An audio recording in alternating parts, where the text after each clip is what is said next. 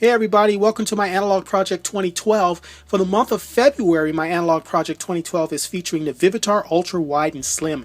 This camera released by Vivitar, I believe in the 90s. It's not a lot of information on the exact release date, but everyone seems to think it was the mid-90s for this camera.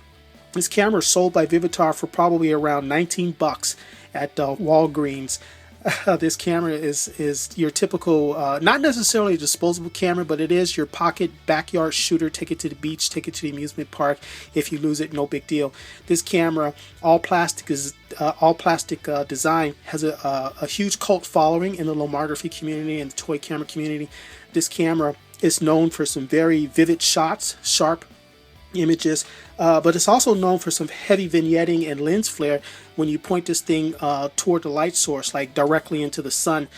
This camera will take a shot. It'll get the shot off. I don't know how they did that with this particular cheap plastic lens on here, but this camera seems to perform well in pretty much any lighting conditions. Well, outdoor, in direct sunlight, things like that.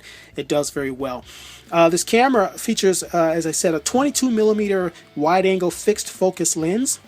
This lens is made of plastic and it sits I don't want to say forward of the front of the camera body here, but it is pretty close to the front. So when you hold this camera like this while you're taking your pictures, your fingers could very well end up in your shots. That's how wide of an angle this lens is at f/22, and it's kind of got a concave, you know, it's almost like a fisheye lens here, but it's not fisheye.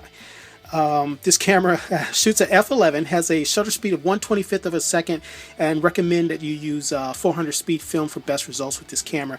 As mentioned before, it's an all plastic design. I think the only two metal parts in this camera are in the inside of this of the camera. There's a little tab here that holds the film, you know, kind of helps the film stay in place when you're winding it, and there's another little metal tab down in there. I don't know what that does, but it's in there.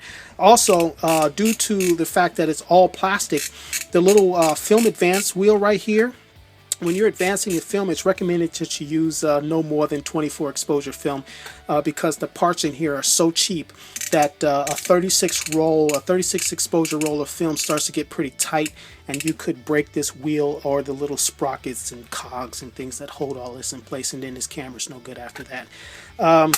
Anyway, this camera, Vivitar, cult classic, was redesigned under another name, not by Vivitar, but a company called Superheads. Started putting out cameras that was a copy of the Vivitar Ultra Wide and Slim when this was discontinued, and those cameras are known as the white Slim Devil, the black Slim Devil. You've probably seen those. They sell for about $30 by Superheads.